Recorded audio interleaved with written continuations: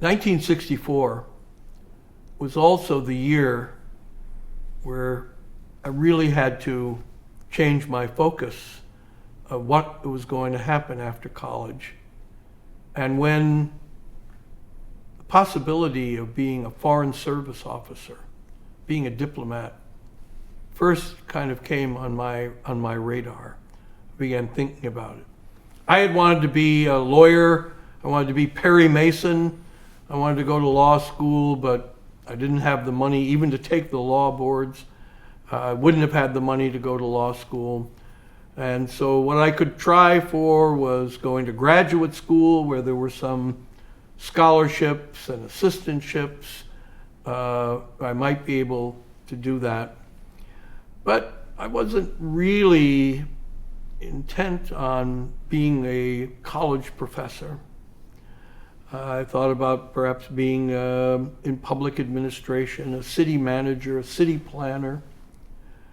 But I had heard John Kennedy speak when he was running for president in 1959 and 1960. It was such an unusual thing because he was a Catholic, and no Catholic had ever been elected president. And so for those of us who were at Catholic colleges, as I was at Loras College, having a senator who was a Catholic running for president got just intense amount of interest. And I remember hearing Kennedy speak about his own career choices after he came back from World War II, serving in the Navy. And he said that if he had not gone into politics, then he would have wanted to be a foreign service officer, wanted to be an American diplomat. And service to our country was a very compelling idea, pulled hard at me. And you could have service through military service, of course, as he had, but government service and in the foreign service seemed so compelling. America was the dominant country on the planet at the end of World War II, not only in military respects, but in everything about diplomacy.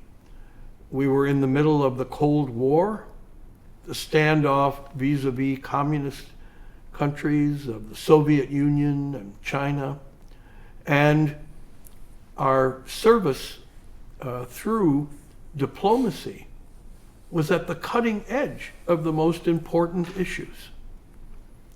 And the unique thing is that the Foreign Service test was free.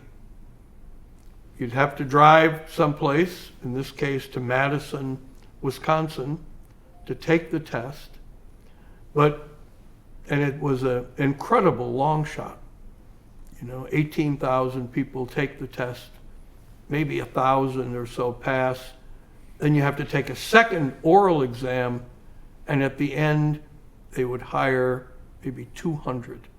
Wow, what chance do you have if you go to a small Catholic liberal arts college in Dubuque, Iowa, where it's not like I was the valedictorian. I was, kind of a B+, A- student in political science.